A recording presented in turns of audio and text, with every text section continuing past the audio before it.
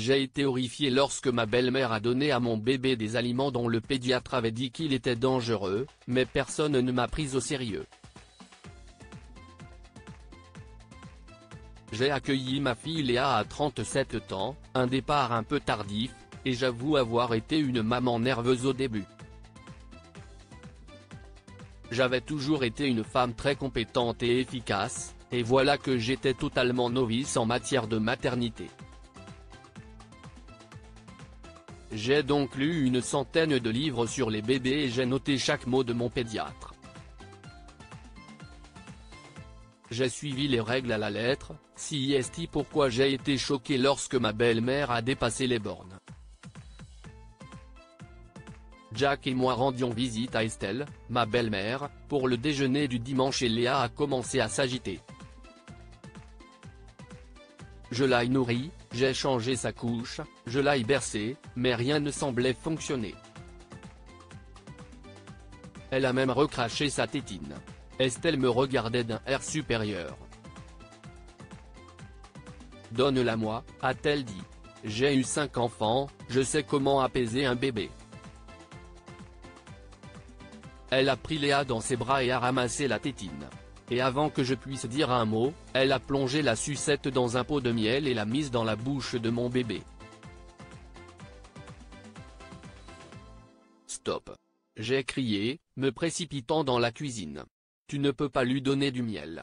Le pédiatre a dit que c'était dangereux. » « Dangereux », a raillé Estelle. « Je t'en prie. J'ai donné du miel à tous mes enfants, et ils vont tous bien.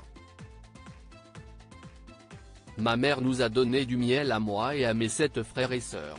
Je crois que je sais ce que je fais. Donne-moi mon bébé. » j'ai exigé avec colère. « Tu ne décides pas de ce qui est bien ou mal pour nous. » Mais Estelle continuait à bercer Léa qui suçait la tache de miel sur sa tétine. « Voilà, voilà », chantonnait-elle. « Maman doit apprendre à se calmer, n'est-ce pas? Écoute mamie, Léa, et tu seras une bonne fille forte. » Cela m'a poussé à bout et j'ai arraché Léa de ses bras. « Léa est mon enfant, pas le tien. » j'ai crié. Ok, j'admets que je ne faisais un peu trop, mais Estelle me traitait pratiquement d'hystérique et d'incompétente. Jack, qui était resté assis comme une masse pendant tout ce temps, s'est joint à la fête, du côté de sa mère. « Allez, Laura », a-t-il dit. « Je pense que tu dois des excuses à ma mère. » « Je lui dois des excuses ?» j'ai demandé avec incrédulité. Elle vient de donner à mon enfant de la nourriture dont je lui ai dit qu'elle ne convenait pas et je lui dois des excuses? Jack m'a regardé avec une réplique exacte de l'expression supérieure de sa mère. Ma mère a élevé 5 enfants, chérie, je pense qu'elle sait ce que les bébés peuvent et ne peuvent pas manger. Le miel contient des spores de Clostridium botulinum. Il peut rendre les bébés très malades. J'ai crié. Si est absurde. C'est écrié Estelle. J'obtiens ce miel d'un apiculteur local.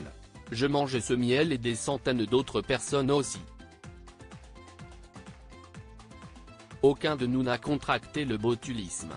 Parce qu'il ne touche que les très jeunes bébés, ai-je expliqué en larmes, mais elle n'écoutait pas. 2 jours plus tard, Léa était pleurnicharde et léthargique et elle pouvait à peine téter. Elle ne pouvait même pas tenir sa tête en l'air.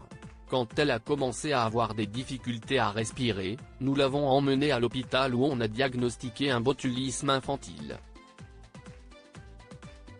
Elle a été admise immédiatement et mise sous perfusion pour administrer une antitoxine. Jack était choqué et honteux. Je voyais bien qu'il ne savait pas trop quoi me dire. Sa mère avait mis la vie de notre fille en danger et il l'avait soutenue. Je me suis assise près du berceau de Léa et je l'ai regardée, tandis que Jack faisait les 100 pas dans le couloir et parlait au téléphone. Je pouvais entendre qu'il était en colère et j'ai saisi des bribes de la conversation. Le miel. Je t'assure. Les médecins ont dit. Et puis d'une voix plus forte et en colère, Laura t'a dit. Ta faute. Jack est revenu, mais il n'a pas dit un mot. Il m'a juste serré dans ses bras. Les médecins nous ont dit de rentrer à la maison. Léa allait passer la nuit à l'hôpital, et peut-être quelques jours de plus, selon l'état de son système respiratoire. Nous avons passé une nuit angoissante et le lendemain, lorsque nous sommes entrés dans le service de l'hôpital, nous avons eu une surprise désagréable.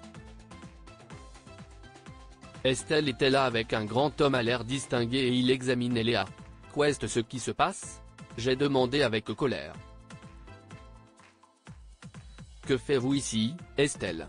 Léa ne peut pas avoir de visiteurs ici. Nous savons tous que ces jeunes médecins hospitaliers ne savent pas distinguer le haut du bas, a dit Estelle avec arrogance.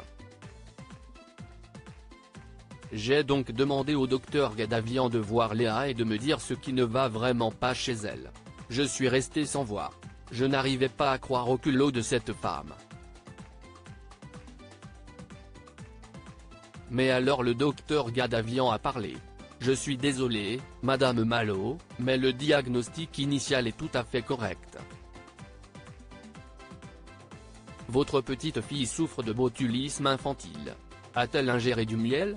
Du miel? Estelle était mortellement pâle. Juste un peu, sur sa tétine. Je l'ai fait avec tous mes enfants. Alors vous avez eu beaucoup de chance, dit froidement le médecin. Ce bébé est très malade à cause de cette tache de miel. Estelle s'est tournée vers moi, il y avait des larmes dans ses yeux. Je suis désolé, je suis tellement désolé, a-t-elle chuchoté. Laura, tu avais raison. S'il te plaît, pardonne-moi. Je n'ai jamais voulu faire de mal à Léa, jamais. Je l'aimais tellement. Bien sûr, nous avons accepté les excuses d'Estelle, et en quelques jours, Léa allait mieux. Ma belle-mère est devenue beaucoup plus gentille, et lui rendre visite était presque agréable. Ce n'est pas une femme facile et elle ne le sera jamais, si est pourquoi les frères et sœurs de Jack restent à l'écart, mais elle est dévouée à Léa et maintenant elle ne donne jamais rien à mon bébé sans me consulter d'abord. Que pouvons-nous apprendre de cette histoire? Écoutez avant d'agir. Estelle pensait qu'elle savait mieux que moi et a donné du miel à Léa avant d'écouter les raisons de Laura. Admettre ses erreurs. Estelle ne voulait pas admettre qu'elle avait fait une erreur ou s'excuser, elle a donc fait appel à un spécialiste qui a fini par lui prouver qu'elle avait tort. Partagez cette histoire avec vos amis. Elle pourrait égayer leur journée et les inspirer. Si vous avez aimé cette histoire, vous aimerez peut-être celle d'une femme qui se rend sur la tombe de son mari et y trouve un nouveau-né. Cette histoire est inspirée par l'histoire d'un de nos lecteurs et écrite par un rédacteur professionnel. Toute ressemblance avec de véritables noms ou lieux est une pure coïncidence. Toutes les images sont utilisées uniquement à des fins d'illustration. Partagez votre histoire avec nous. Elle changera peut-être la vie de quelqu'un. Si vous souhaitez partager votre histoire, envoyez-nous un mail à info@amomama.com.